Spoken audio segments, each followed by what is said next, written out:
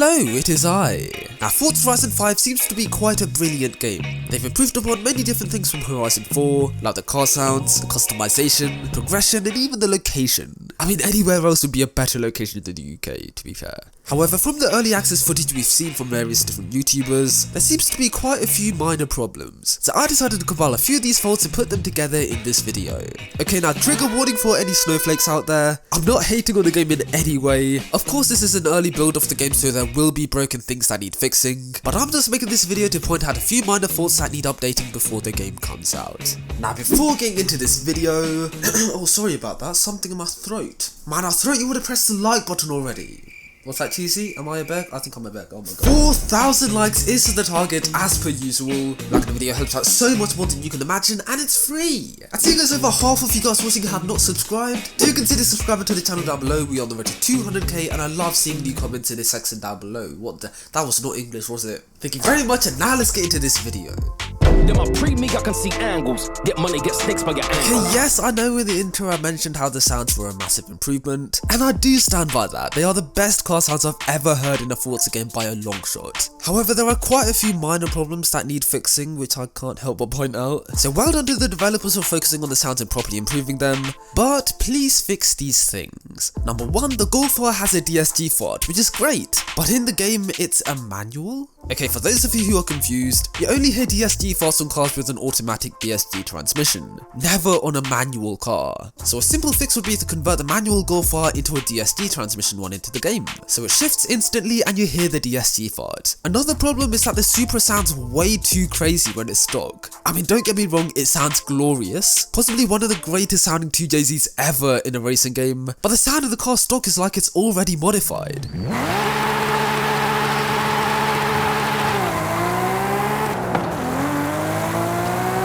That's way too obnoxious. So muffling the sound with the car stock and unleashing the sound with the car's modified would be a really good way to help fix this issue. I sound like Boris Johnson there. And finally, some of the sound files are just wrong. I mean, the Nissan 350Z sounds like an E46 M3, and the E46 sounds like a 350Z. But these are probably little mistakes which will definitely get fixed before the game comes out in early November. One MCs them bun candles.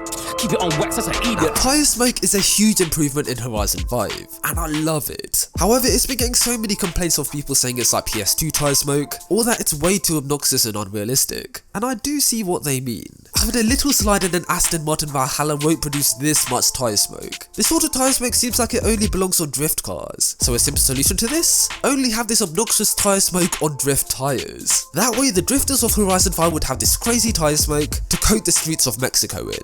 Whilst Dave over here in his Aston Martin can have this usable tyre smoke seen in Forza Horizon 4. Because let's be honest, if you accidentally drift a hypercar like this, it's not going to result in a huge cloud of smoke. In fact, there will probably not be any smoke at all. So as much as I love this new tyre smoke, only making it exclusive to drift tyres could really help stop triggering these Forza fanboys who don't like change. Penalty, that's a penalty. Tour bus look like a den of thieves. Now, driving modes is a feature that was introduced in Forza Horizon 5, which the whole community love. But there's one problem. According to people who received early access to Forza Horizon 5, these driving modes are only a feature on the AMG 1. Yep, apparently driving modes don't work on any other car apart from the Mercedes AMG 1.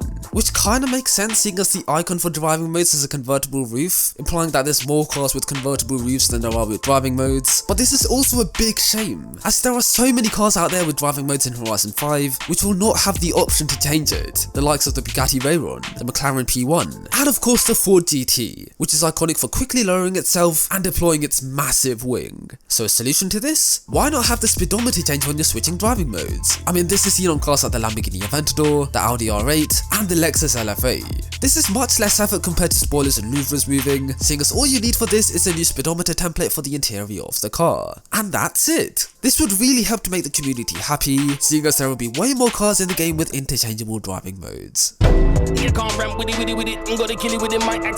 in Forza Horizon 5, there are a couple of cars that are modelled incorrectly, and have been for the past 16 years. By a couple of cars I only mean one car, the Nissan Silvia S15. Now you might think that there's nothing wrong with this car, and to the naked untrained eye it may seem completely fine. But for a game franchise so focused on attention to detail, the model of the S15 is a little bit inaccurate. I mean, you can see the on S15 models from games like Gran Turismo and Need for Speed, the side window angles upwards and keeps going up until the rear spoiler of the car, just like how an S15 looks in real life. Whereas in Forza games, the angle of the window is practically straight with no elevation, and it slopes downwards towards the end, giving this car a sort of awkward stance. Of course, this is a very minor fault in Forza Horizon 5, but it completely changes how the car looks, and as this is a fault seen on such a legendary car loved by many car guys all around the world, fixing this issue can go a long way and really help make the JDM community happy in Forza Horizon 5. Man can't try and school me on this. Now, I've joked about the attention to detail in a couple of videos in my past as a joke, saying stuff like there's no all-wheel steering on certain cars, fully aware of how hard of a feature that would be to add. But Forza took that personally and actually gave certain cars in the game like the R32 GTR rear-wheel steering. I mean, props to them for actually caring about attention to detail this much to introduce this as a feature. And though we've seen all-wheel steering on a very famous car like the R32 GTR, we're missing it on quite a few other cars which are famous for its all-wheel steering as well, the likes of the Honda Prelude, the Nissan 300ZX, the Lamborghini Urus, and even the Ferrari F12 TDF. I mean, I'm not 100% sure if these cars don't have rear-wheel steering, as you know, I didn't get an early access copy of the game, but from the footage we've seen on YouTube, the developers have completely forgotten about rear-wheel steering cars. So even though it's not a big deal at all, let's hope the developers do add rear-wheel steering to these cars sometime down the line in Forza Horizon 5.